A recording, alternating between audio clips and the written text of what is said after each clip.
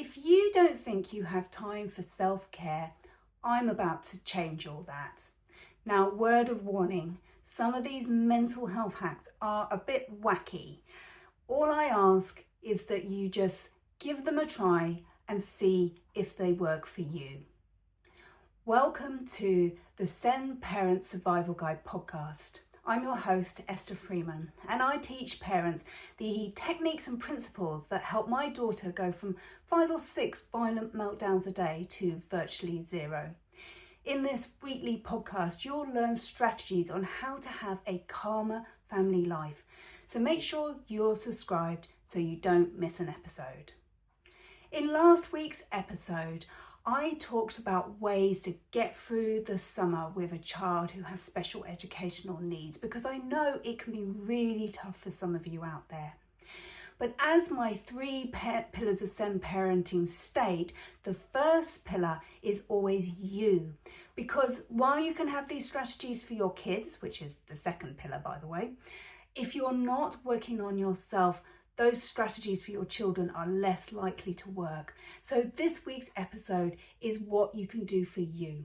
But I get that you have no time for self-care, and you may even be sitting there right now saying, I just can't do this. I don't have the time, I don't have the money. Well, I'm about to change those ideas of yours, because everything I suggest is quick, doesn't involve any money or any specialist equipment. So let's get down to it. I've got 7 tips for you. Tip number 1 is tapping. Now, tapping is my absolute favorite because it is such a powerful tool and it's so quick and you can just do it yourself at home. So tapping mixes the ancient Chinese tradition of acupuncture with Western psychotherapy. So just like in traditional talk therapy, we talk about our problems, but while we're doing that, we're tapping on the body. And the parts that we tap are actually the acupressure points that you would use in acupuncture. But instead of using needles, we're just using our fingers. And what we know now is it actually has a very similar effect. It sends signals to the brain and tells us that we're safe and calms down our nervous system. Now, I know this probably sounds really wacky and you're just thinking, why would I be tapping on parts of my body? What good is that going to do? I just ask you to give it a try. I have a free guided tapping meditation, and I will put a link to that in my show notes where you can have a go at tapping. And what I would say is maybe just try it. It only takes 5 minutes. Maybe try it every morning before the kids are up, or if you have early risers, do it before bedtime. 5 minutes a day for maybe a week or 2 weeks, and just see how you feel.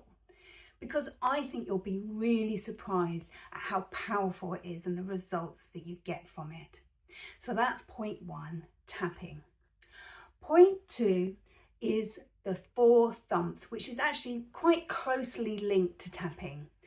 And this is a morning energy routine that is developed by a woman called Donna Eden. I'm just going to show you one of them, and if you can't do any others, just do this one. But if you are interested in it and you're seeing some benefits for it, check out, she has 7 exercises to do in the morning. I'll put a link in the show notes to her YouTube video so you can see them. But this one is called the 4 thumps. I'm going to demonstrate it for you right now, and let me show you how it works. So we tap on just under our eyes, on our cheekbones here, and we breathe in and we breathe out through our mouth. And then we move to our collarbone, just here. And we breathe in through our nose and out through our mouth. And the next one is just in the center of the chest. And you breathe in and you breathe out. And the final one is just on the rib cage. It's where the top rib is, or the bottom of your bra line, basically. And you tap that and you breathe in and you breathe out. And those who are just listening on the podcast, you can go to my YouTube channel if you're not quite sure where to tap, and you'll be able to see. So what these 4 thumps do is they increase vitality, they help us feel more grounded, They they boost our immune system, and they help us metabolize. So that might be metabolizing food or toxins in our bodies, but also thought. So it gives you a clearer head. As I said, there are a few other exercises that you can do if these are something that you'd like to do, but even just doing that one, you can even lie in bed or do it in the shower first thing in the morning. I've been doing this for a few weeks now, this four thumps, as well as some of the others in the routine. And when I first started doing it, I had a sore sinus. There was an ache in my jaw, struggling every time I tried to eat, it hurt. And I had this sort of cloudy, stuffy head that I get before I have migraines, and stiffness in the neck and things. And I started doing these exercises, and I would say within 2 weeks, all these things went away. I then had a super stressful week. The migraine came back, the jaw thing came back. I dealt with the migraine through traditional medication, but I didn't know what to do about the jaw because I didn't really know what was causing it. And so I continued to do my 4 thumps every morning, but I also combined that with a bit of tapping. And what I realized was that I was holding a lot of anger, because you can't separate the mind and the body. When you are experiencing some kind of physical pain, ask yourself, what is my body trying to tell me? The pain in my jaw was telling me that I was holding loads of anger in my body. And I used tapping to release that anger, and within an hour it gone, and it's still gone. It hasn't come back. I mean, it might come back, but I now have a toolkit for what I can do when I get these little aches and pains. These little aches and pains are your body trying to tell you something, so don't ignore them. And obviously, if you have aches and pains that are related to a condition and you're on medication, continue consulting with your GP and continue using those medications. These techniques are only supposed to be used in collaboration with those traditional medicine approaches. So point number 3 is moving away from the woo-woo stuff, going into tech. So point number 3 is ChatGPT. Yes, you heard me correctly. AI. Can AI really help us? Well, I discovered the other week an amazing website called Mom AI. I actually met the founder, who's called Anna, and she was telling me all about it. I think it's a wonderful idea. I've actually done one of her short courses, and in those courses, she explains to you about how you can use ChatGPT to become like a personal assistant, a helper around that home. Can't afford that nanny or the PA that the celebrities have to help them manage their family's lives? Well, let's use ChatGPT. And in the videos that Anna has on her website, she explains how you can ask ChatGPT the right questions to get out the right answers that work for you, because it's only as good as what you put in. If you put in a rubbish question, you're going to get some rubbish out. And I've been experimenting with it, and it's quite interesting. I was able to work out some meals from the rubbish leftovers I had in my fridge because I hadn't had time to go shopping, and ChatGPT still managed to put together a meal for me. When my daughter was endlessly coming over to me going, I'm bored, we were able to use ChatGPT to find her an activity. She loved it. She thought it was great. And it also, on My Eye, has a section on how you can use ChatGPT for self-care. And there are various different ways that you can use it. To go and look on the website to get the full effect. But one thing that she suggests is getting ChatGPT to ask you questions. So I think they call this reverse questioning or something like that. And so you can say, I have no time. I can't leave the house easily. I'm on restricted funds because I'm a carer of a disabled child.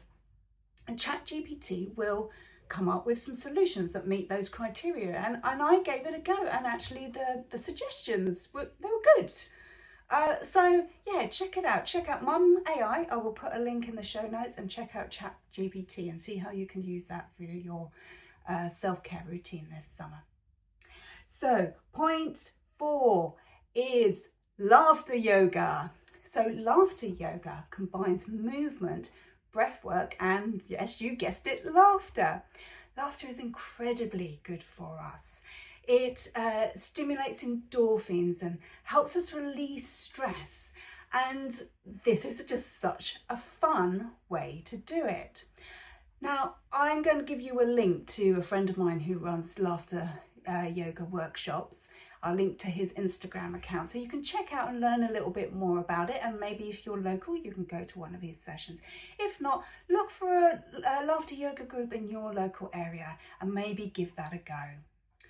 Now, point number 5 is, we're getting back to the weird stuff now, just to warn you. Gargle, hum or sing. Now, what we do when we gargle, hum and sing is we're stimulating something called the vagus nerve. Now, when we stimulate the vagus nerves, this can switch off that fear center in our brain. So if we've got completely overwhelmed, we're really dysregulated, we have a central part of our brain called the amygdala. And this is what gets switched on when we go into fight, flight, freeze or fawn. So you might know that you're in that state. If you're screaming and shouting and, you know, feeling like hitting and kicking things, you're probably in your fight zone.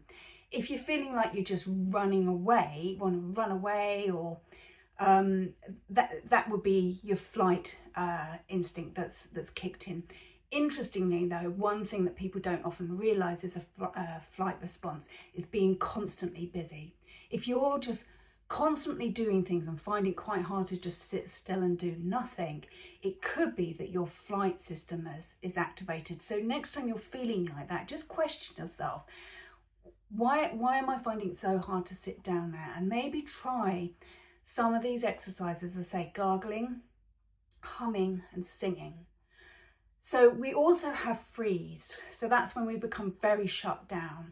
And that could be like you're just physically frozen to the spot, or it could be just like your brain stopped working. You remember when you get that and they're like someone's screaming at you and you just can't think of anything. You can't think what to say. That's probably because you've gone into freeze response.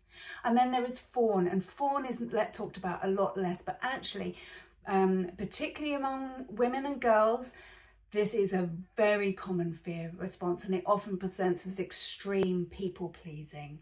As I said, the vagus nerve can switch off these responses, and we can hack into our vagus nerve by humming, by gargling with some water, or by singing. The other nice thing about singing is that you can often do it in a group.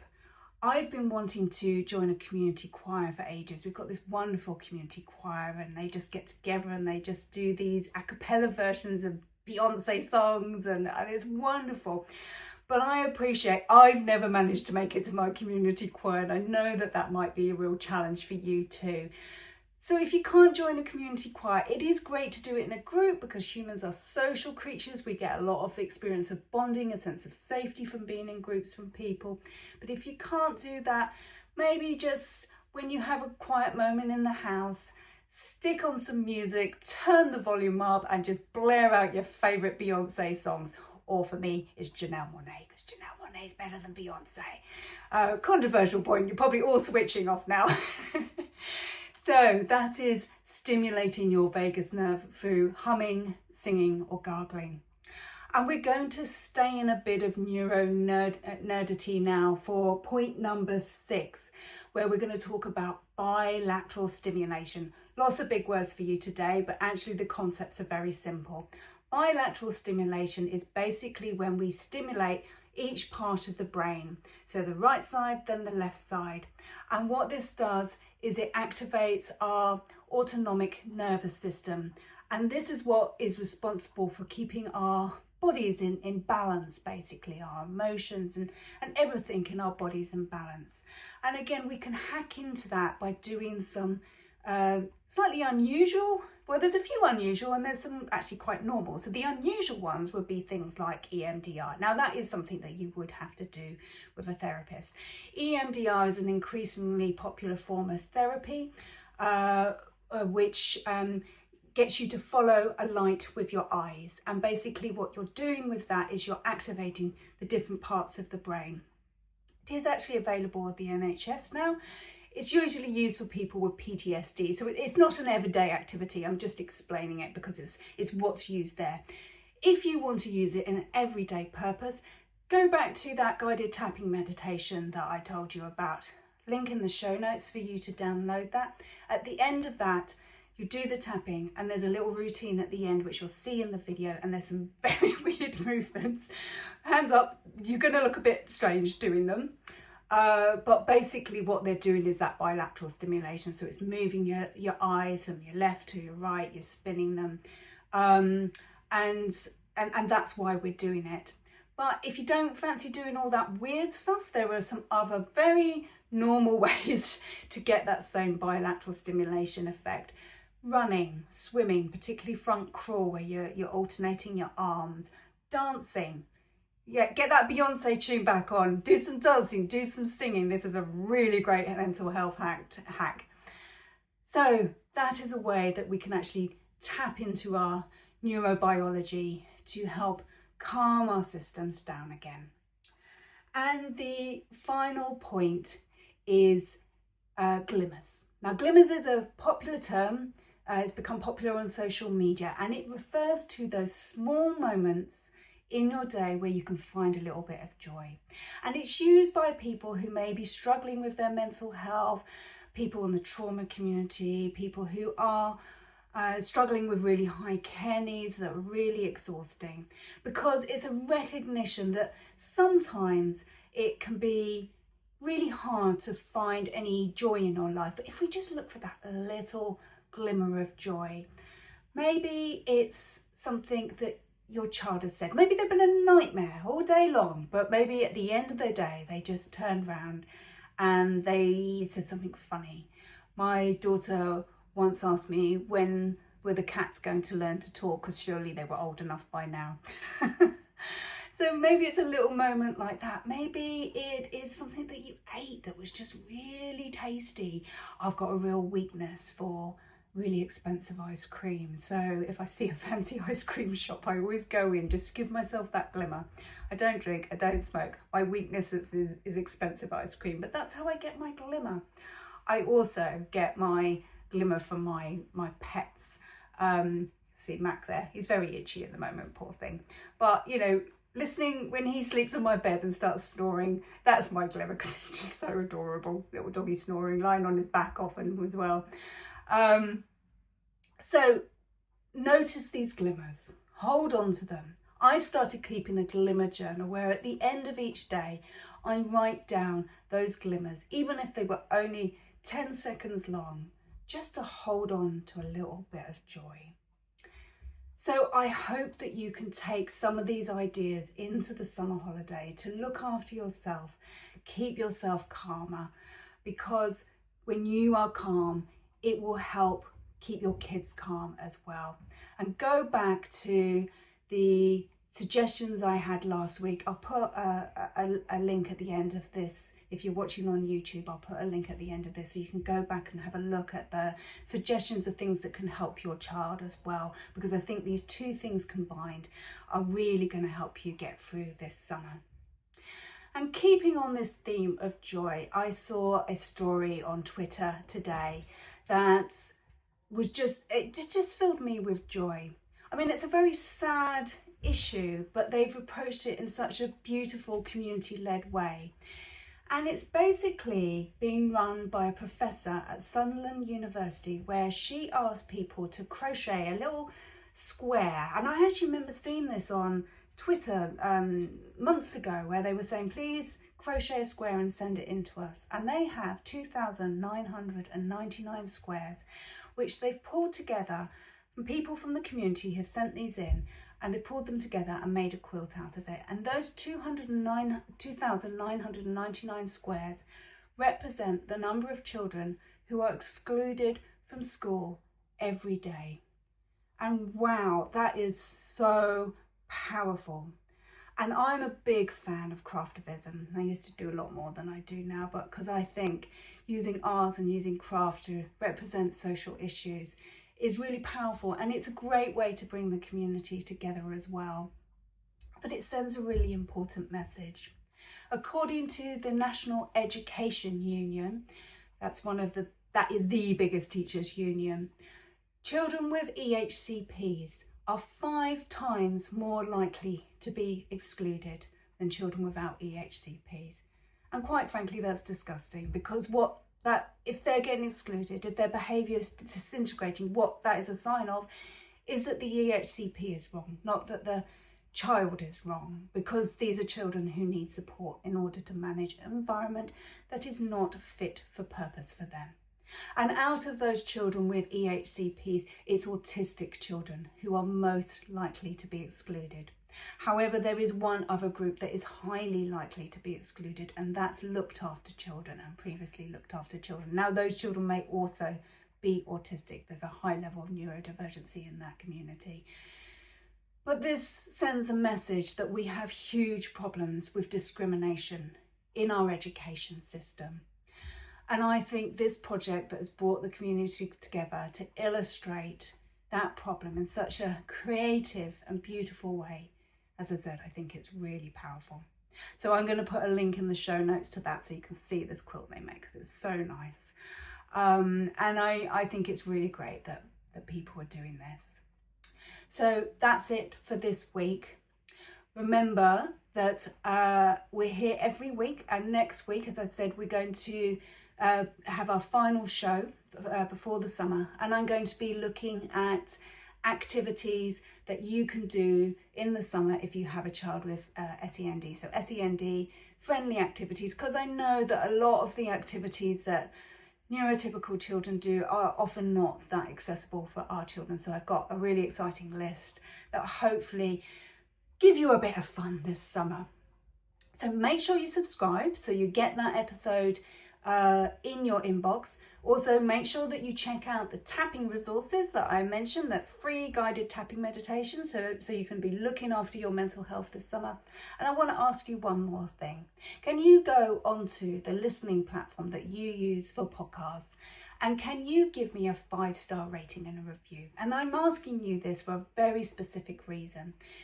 These listening platforms, the algorithms note how many reviews and how many 5-star reviews shows have, and that informs who they're pushing that content out to. So the more you have, the more it's pushed out. And that means if you leave a review, you'll be helping another family find this content, and some of those families are really struggling and they really need some help. So just by taking 2 minutes to write that review and leave that 5-star rating, you'll be helping another family like yours. So look after yourself, have a good week, and I'll see you next time. This is the second of the series about how to manage the summer holidays. Last week I talked about strategies that you can use with your children. So if you missed that, just click here and you can check that out too.